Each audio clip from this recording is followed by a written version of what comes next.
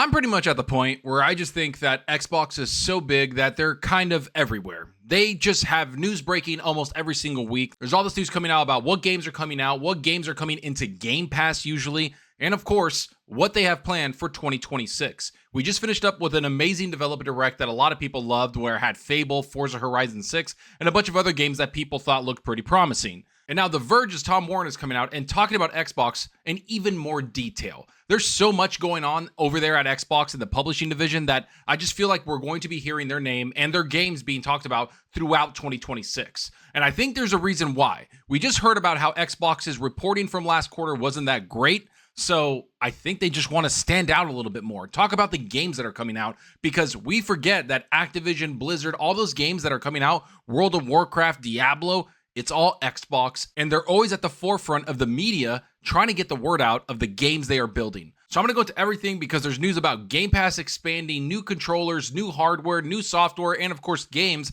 that we haven't really even seen yet that are coming out in 2026. So far, it's just looking insane, man. So let's get into it.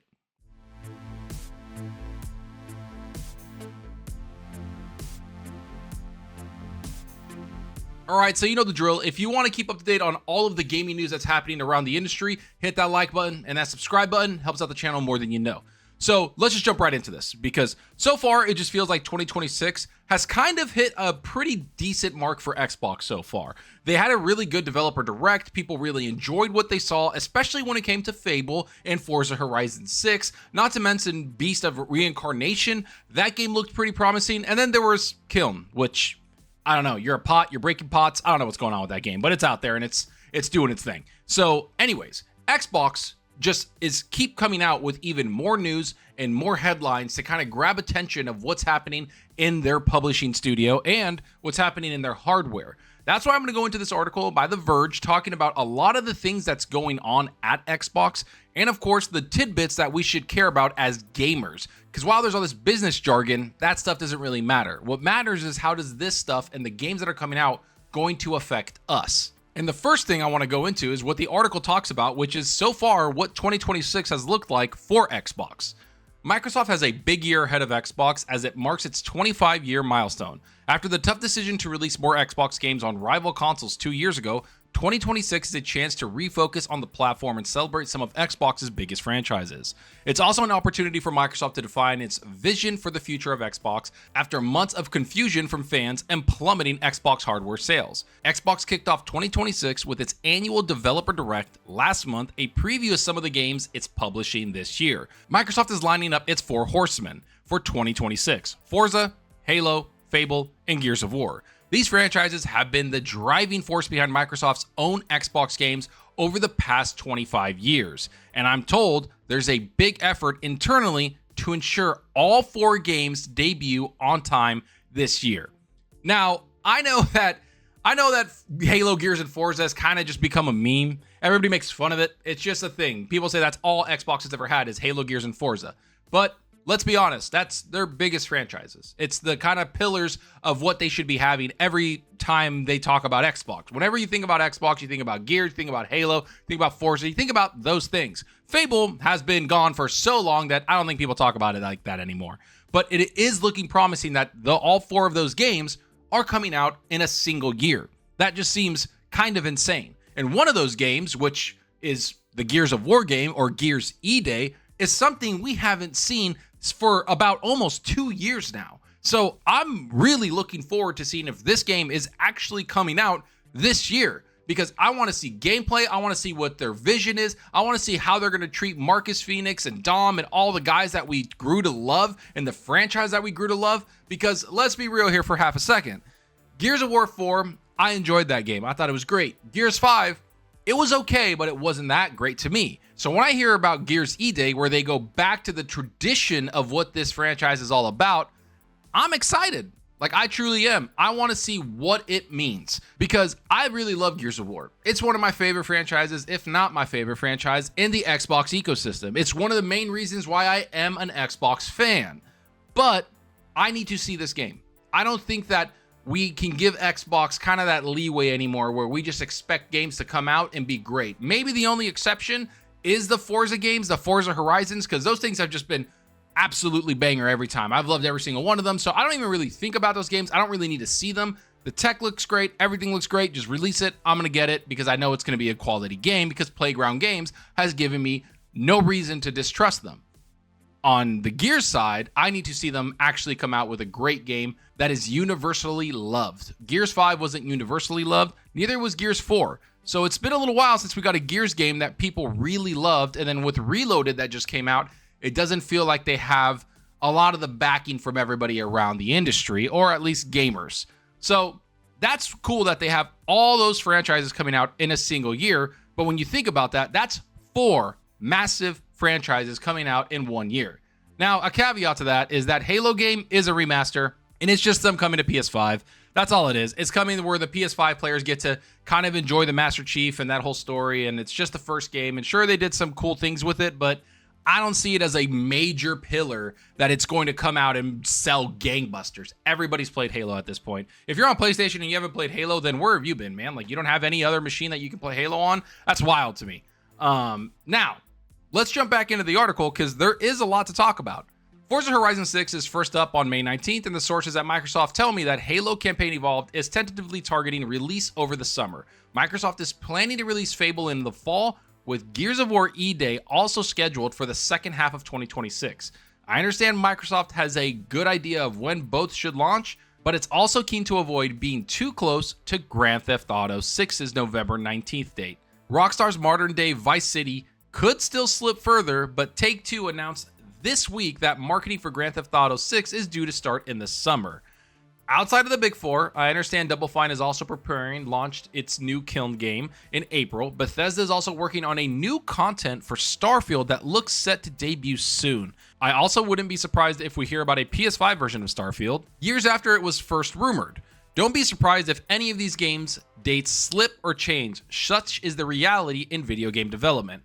So I think the Gears of War one is the only one that I think is not coming out this year. I think it's going to get pushed because nobody wants to be near GTA 6. You just don't want to be near it. Everyone's buying that game. There's going to be a massive workforce of people just being gone for a week, not working because, hey, I don't feel good. And in the reality, everybody's just playing their damn GTA because we've been waiting, I don't know, years for this game. Like, what is it, 15 years now? Like, it's insane. Like, we're just waiting for this game. Everybody's been waiting for it. Everybody's already done with Red Dead Redemption 2. People love that game, but man, everybody's been craving a new GTA. So I think Gears would be smart to just avoid that thing and just not really launch near it. But knowing Microsoft and Xbox's release dates, they're probably going to release it on the 19th or something. November 19th, and just be like, we're going to go head to head with GTA.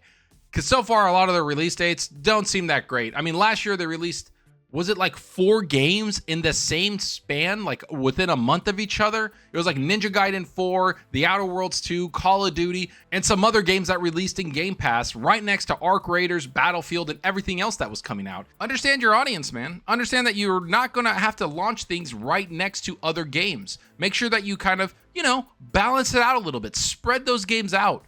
That's why I think 2026 for Gears of War isn't going to really happen. But that doesn't mean that Starfield and all those other games can't release a DLC, maybe in September, maybe around August, where I think not a lot of games are coming out that time. So I think the Starfield one is actually pretty interesting because I don't think Starfield is a game that most people talk about at all. I know a lot of people like that game. I know a lot of people hate that game. It's like a love-hate thing. I personally didn't like that game at all. I got really bored really quick. I put multiple hours in it, and I just didn't enjoy it. It didn't feel like a Bethesda game to me. It almost felt like I should just go play Mass Effect at this point because I feel like that's a far more engaging story and a far more engaging game. That's just me personally. Do I think that Starfield deserves the hate that it got? To some extent, yes, and to some extent, no. So I think a DLC that revamps it can be a pretty big thing for Starfield. It kind of reminds me of what Phantom Liberty was for Cyberpunk, where it can really revitalize that whole franchise and maybe give it a boost if they change a lot of the core mechanics within Starfield to just make it a far more enjoyable game. That's me. I see that could happen. But the one thing that I think people aren't talking about when it comes to Xbox is Blizzard, because that's what they're talking about in this article here, is how big Blizzard is this year. Blizzard is also celebrating 35 years with a series of showcases for World of Warcraft, Overwatch, Hearthstone, and Diablo. Overwatch 2 is now back to being just Overwatch, and there are plans for 10 new heroes over the course of the year, new maps, and more. Not to mention, Fallout fans are also desperate for news about the Fallout 3 remaster we heard about in the FTC documents from 2023, or news of a Fallout New Vegas remaster. The Fallout Season 2 TV show finally debuted on Tuesday, and many fans were hoping a countdown website was hinting at a Fallout 3 remaster. The game is still in active development, and I understand Bethesda is keen to ensure it's as well polished as surprise release of the Elder Scrolls 4 Oblivion remaster last year. So that's actually massive. So the first thing I want to tackle there is the Blizzard stuff. World of Warcraft Midnight's coming out soon. Pre-patches are already out. A lot of people are playing it. I'm going to be jumping in personally with friends and playing it because I love World of Warcraft, and every time there's a new expansion, it is like an event for a lot of people. It's just awesome. You get into a big old world, you have all this new story, all this new stuff to do, and of course, you play classes and you have a good time in Raid, LFRs. It doesn't matter. I enjoy it. Now, the other big thing that's going to be coming out is Diablo 4's new expansion, which they've already released the new class of the Paladin, and they haven't really talked about the other class or the second class coming in that expansion. So when I think about all of that, that is again still Xbox. That is something that they are going to ship for their platform, or the publisher is. Those are massive things coming out. A whole expansion for World of Warcraft and a whole new expansion for Diablo 4. I know a lot of people want to hate on those games, but they are popular for a reason, and a lot of people play them. I'm going to be playing both of those and going to play them to exhaustion because I love World of Warcraft and I love Diablo. And yes, I am one of those people that enjoy Diablo 4. I don't think it deserves the hate that it gets. I get the microtransactions can be egregious. I don't really care about that. I'm not really a microtransactions guy. So I just play the game because I enjoy it. And I get to play these new classes, and I get to play all this stuff. I've already played the Paladin, I've already played a lot of the other stuff, and I'm probably gonna end up playing a Barb through this whole thing anyways. So I wanna know what people think about that. Is this expansion going to get new people back to Diablo? Because I feel like Path of Exile 2 and a couple other games have kind of stolen its thunder. So that's a pretty good thing to understand, that there's a lot of competition in gaming, and Xbox seems to be trying to compete with a lot of different variables and genres within gaming, that they're not leaving any stone unturned. They're not trying to just compete in just console sales or anything like that, which they kind of stopped doing that. They're just competing in software and people playing games. Now let's flip the page over to Bethesda, because that's how big this is. That's how big 2026 is. This is insane. Bethesda and all the Fallout fans are looking forward to a Fallout 3 remaster. And I gotta say that I feel like that Oblivion remaster, which I don't even know how many hours in. When it shadow dropped or whatever that was, I downloaded it and played it for like 3 weeks. I was so happy because I've been starving for a Elder Scrolls game, and playing that one in a remaster was great. I think we were kind of spoiled by that because nobody saw that coming. I mean, there were rumors of it coming, blah, blah, blah, but nobody saw like a shadow drop. And so now everybody's expecting a shadow drop game to come out. It kind of reminds me of that developer direct that had Hi-Fi Rush, where they showed it. People were like, this looks kind of cool. And then you could play it today. People are starting to expect that a little bit from Xbox, where they're like, hey, can we get a game drop day of that direct, or in the next week, or in the next couple days? Because that would be awesome. And that's what they're expecting from Fallout 3, a massive game that's loved by so many. So I don't blame them for wanting that game as soon as possible to play it, because Fallout is a massive franchise, and I feel like we haven't had a Fallout since, 2015, since Fallout 4? I don't consider Fallout 76 one of those releases. Woof. That game is just, I don't know. Who cares about that game? Honestly, I know a lot of people like it, but it's not Fallout to me. It is Fallout, but it's not. I don't know. I'm looking forward to seeing if Fallout 3 Remastered does come out, because let's be real, that's another big franchise that Xbox can lean on, or Bethesda and ZeniMax can lean on, and it's Xbox Publishing doing what they do best, which is bringing out games that people can just play. And this is where I'm going to kind of, wrap things up here a little bit, because there's also a bunch of stuff talking about how, I'm looking over here at the article, there's a possible new Xbox Elite controller coming out, or Elite 3 controller. There's new expansions and tiers for Game Pass, where they want to merge PC Game Pass and a bunch of other stuff. They want to do the full screen experience that we've talked about in other videos on PC, where your PC can turn into a console-like experience for gamers that are leaving the console and going to PC, and they're trying to get those people back in the Xbox ecosystem. And of course, they want to just improve PC UI and development on the PC for Xbox in general. So there's all these things that Xbox is trying to do in 2026. And I have to say, I think that Xbox needs to execute this year very well. Not in a way that people think. Not in a way like, oh, you need to just bring out 90 Metacritic or 90. I don't give a shit about that. What I'm talking about is they just need to you know, I don't know, man. Just be a little bit more real. Like, come out, just bring stuff out, stop talking, and don't try to like hurt yourself in this process. Because on this channel, I want to cover everything in gaming, and it just seems like everything in gaming is somewhat attached to Xbox. There's just something there. Epic Game Store wants to be on the next Xbox console. Tim Sweeney's talking about that. It just seems like Xbox is a platform that developers and people around the industry are paying very close attention to, because they want to see what this big publisher is going to do, and they'll move around that. Just like everybody's moving around GTA 6, and just like a lot of people move around what PlayStation's going to do, all these games that I just mentioned are just Xbox games. We're not even talking about Wolverine, Saros, all these other games coming from PlayStation. This year in particular, it just feels that there's a lot of competition and a lot of games, and a lot of these games are going to be left to the wayside, and Xbox needs to realize that. Their franchises right now, outside of Forza, isn't going to win gamers over if something like Wolverine comes out or GTA 6. They need to be mindful that, hey, maybe we bring out this game a little bit later. Maybe we bring out this game when there's not that much competition surrounding it. I don't know where you can do that in 2026. This is why I say Gears of War might get pushed out into 2027, because it might be a safer bet to release it at the beginning of that year where things have kind of settled and it can stand on its own. A couple games have done that. We've seen Helldivers 2 do that. We've seen a couple games come out a little bit at the beginning of the year and have some traction where they sell very well, not to mention they get nominated for like Game of the Year awards. So Xbox, I think you need to do that. I think you need to take a step back, understand that 2026 looks awesome, and it looks like an insane year when you're looking at all of this. They're trying to improve a lot of stuff across the board, but are you able to execute that?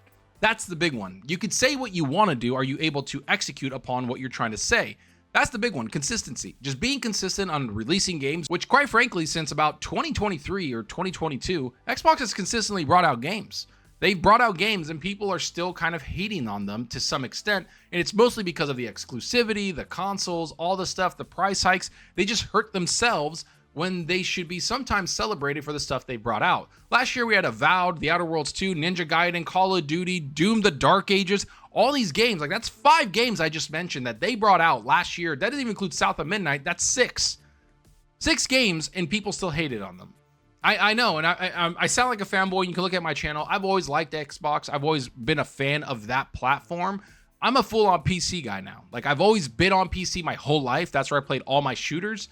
But I've always just enjoyed Xbox in general because that's where a lot of my friends were. So I naturally went there. I'm going to continue to like their games. Just because Xbox as a publisher or Microsoft as a team pisses me off doesn't mean I'm just going to abandon those franchises I grew to love. So I want them to succeed. That's my whole thing. And plus, I don't want any game to just fail. So I want Xbox to do better. And I think that 2026, while it looks pretty amazing and promising, still makes me have this like doubt that, are they going to execute this properly? Are they going to give these games room to breathe? Are they going to give them a chance to survive out there in this super competitive 2026? That's the big question, I think, on everyone's mind, including mine. Can they do that? And I want to know what everybody else thinks. I want to know in the comment section, are you excited for Xbox's 2026 lineup? Or what game are you looking forward to the most? For me, it's obviously Forza and Gears. Gears being number 1. It's my most anticipated game next to Wolverine. So what games are you looking forward to? Are you looking forward to Fable the most? Are you looking forward to Forza? Do you think that this actually might make you want to even sub to that $30 atrocious price that Game Pass is? Or are you just like, I'm going to buy a couple games that I want and move on from there? That's what I'm going to be doing. I'm going to be buying the games that I want is Forza, Gears, and then Fable. And then I'll check out the other ones here and there when they're on sale, or, you know, get it with a friend. I'm not too sure. I just know that from now on, Xbox needs to come out swinging. And I want to know what you guys think in the comments. Do they need to come out swinging this year to gain trust again? Or are you thinking, you know what? I'm just ignoring the negativity and I'm enjoying what Xbox is doing currently. Let me know down below. And if you like the content and you want to see more of this stuff about gaming and all of that, hit that like button and that subscribe button. It helps out the channel more than you know. And you can follow me on Twitter at Zalker87. I'm always on there talking games, trying to like post on what's going on around the industry, be it some negative news, positive news. It doesn't matter. I just like talking about the industry, seeing what's up. And of course, like always, I always want to know what people are playing. I've been playing a lot of High Guard and Apex Legends so far. And I just jumped into Black Myth Wukong again. I bought this a while ago, jumped into it, then stopped because life got in the way a little bit. But I've been playing Black Myth Wukong, and that game is gorgeous, absolutely stunning. And I'm having so much fun. I think I'm like 10 hours in now. I'm not too sure. I'm just enjoying that game. That game is so good, man. Everybody needs to check that game out. They had Game of the Year back then. I mean, it should have been. And that game is just solid. I really enjoyed it. So you should really check it out. And let me know what you're playing down below. I like to know what people are playing. Kind of gives me an idea of what to play next after I finish Black Myth Wukong. And I just enjoy talking about games. So go down below and let me know. And like always, that's all for now. And until next time, enjoy your gaming. Later.